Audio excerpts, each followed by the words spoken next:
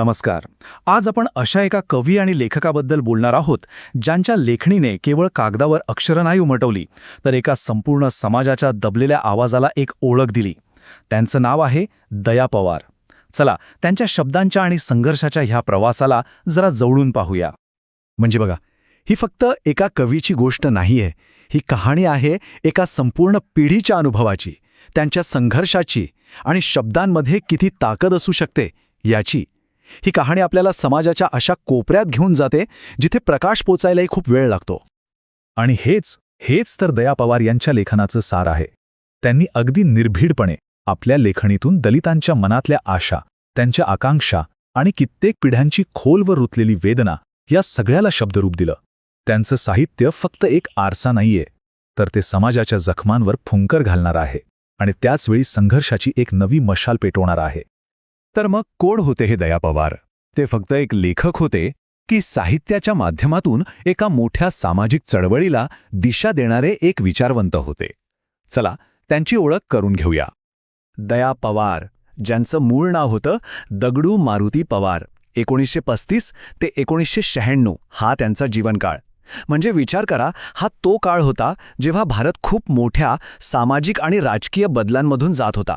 आणि याच काळात त्यांनी आपल्या शब्दांनी मराठी साहित्यावर एक असा ठसा उमटवला जो कधीच पुसला जाणार नाही. पण दया पवार हे एकटे नव्हते. ते एका मोठ्या आणि क्रांतिकारी साहित्यिक प्रवाहाचा एक खूप महत्त्वाचा भाग होते, ज्याला आपण आज दलित साहित्य म्हणून ओळखतो. तर ही दलित कविता म्हणजे नेमकं काय? हे काही फक्त शब्दांचे खेळ नाहीत बरं का. हे असं साहित्य आहे जे शतकानुशतके दाबून टाकलेल्या भावनांना, आशा आकांक्षांना आणि वेदनेला वाचा फोडतं. हे केवळ मनोरंजन नाही, तर प्रस्थापित व्यवस्थेला दिलेलं एक थेट आव्हान आहे. सामाजिक वास्तवाचं एक दाहक आणि खरंखुरं चित्रण आहे. दया पवार यांनी आपलं आयुष्य आणि त्यांचे अनुभव लेखणीतून अजरामार केले. त्यांच्या साहित्यकृतींनी फक्त पुरस्कारच नाही मिळवले, तर वाचकांच्या मनावर एक खोल परिणाम केला. चला त्यांच्या काही महत्त्वाच्या कामांवर एक नजर टाकूया. त्यांच्या मुख्य कामांमध्ये पहिलं नाव येतं ते बलूत ह्या त्यांच्या आत्मचरित्राचं. मग आहे कोंडवाडा, हा त्यांचा कविता संग्रह, आणि चावडी, ज्यात त्यांचे वेगवेगळे लेख आहेत. ह्यातूनच त्यांचं लेखक म्हणून असलेलं अष्टपैलुत्व आपल्याला दिसतं. प्रत्येक रचना समाजाच्या वास्तवाचा एक वेगळा पैलू आपल्या समोर ठेवते. बलुताबद्दल तर विशेष बोलायलाच हवं. हे फक्त एक आत्मचरित्र नाहीये, तर दलित साहित्यातला एक क्रांतिकारी महिलाचा दगड मानला जातो. या पुस्तकाने पहिल्यांदाच दलित जीवनातलं दाहक वास्तव इतक्या प्रामाणिकपणे आणि थेटपणे समाजासमोर मांडलं की मराठी साहित्यात अक्षरशः एक वादळ निर्माण झालं. आणि बलुतांचा प्रभाव किती मोठा होता हे त्याला मिळालेल्या पुरस्कारांवरूनच कळतं. महाराष्ट्र शासनाचा पुरस्कार मिळाला, 5 फाउंडेशनचा पुरस्कार मिळाला आणि इतकंच नाही तर भारत सरकारने त्यांना प्रतिष्ठित पद्मश्री किताबाने सन्मानित केलं. यातून या पुस्तकाचं राष्ट्रीय महत्त्व आपल्या लक्षात येतं. त्यांचं गद्य जितकं प्रभावी होतं तितकीच किंबहुना त्याहूनही जास्त धारदार त्यांची कविता होती. त्यांच्या लेखणीची ताकद अनुभवायची असेल ना, तर त्यांच्या एका प्रसिद्ध कवितेकडे वळायलाच हवं. धरण ही कविता कष्टकरी कामगारांच्या व्यथा इतक्या प्रभावीपणे मांडते की ती थेट काळजाला भिडते. ही त्यांची एक खूप लोकप्रिय कविता आहे जी त्यांच्या कोंडवाडा या काव्यसंग्रहातून घेतलेली आहे. आणि ह्या कवितेतून त्यांनी एका खूप मोठ्या सामाजिक प्रश्नाला हात घातला आहे. जरा विचार करण्यासारखा प्रश्न आहे, नाही का? काय होत असेल जेव्हा राबणाऱ्या माणसालाच त्याच्या कष्टाचा फळ मिळत नाही?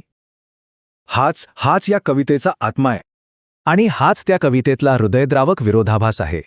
एका बाजूला समाजाच्या विकासासाठी धरणं बांधण्याचं एवढं मोठं काम चाललंय, आणि दुसऱ्या बाजूला तेच काम करणाऱ्या कामगारांच्या नशिबी मात्र उपासमार येतेय.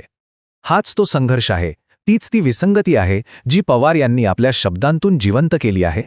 थोडक्यात काय, तर ही कविता त्या सामान्य कष्टकऱ्यांच्या भावनांना वाट करून देते, जे घाम गाळूनही उपाशीच राहतात. पवार यांनी त्यांच्या त्या न बोललेल्या, आतल्या आत दाबलेल्या भावनांना शब्द दिले. आज दया पवार आपल्यात नसले तरी त्यांचे शब्द ते आजही तितकेच जिवंत आहेत, तितकेच प्रभावी आहेत. त्यांचं साहित्यिक योगदान हे खरंच अजरामर आहे. दया पवार हे फक्त एक अग्रणी कवी आणि लेखक नव्हते. ते एका संपूर्ण समाजाच्या अनुभवाचा, त्यांच्या वेदनेचा आणि त्यांच्या विद्रोहाचा एक महत्त्वाचा आवाज बनले. त्यांचं साहित्य हे काही फक्त वैयक्तिक अनुभवाचं कथन नाहीये, तर ते एका सामूहिक इतिहासाचं जिवंत दस्तऐवज आहे. आणि शेवटी हाच प्रश्न आपल्याला विचार करायला लावतो की एका व्यक्तीचे शब्द संपूर्ण इतिहासाचा आवाज कसे काय बनू शकतात? दया पवार यांचं जीवन आणि त्यांचं साहित्य हेच या प्रश्नाचं एक सडेतोड उत्तर आहे.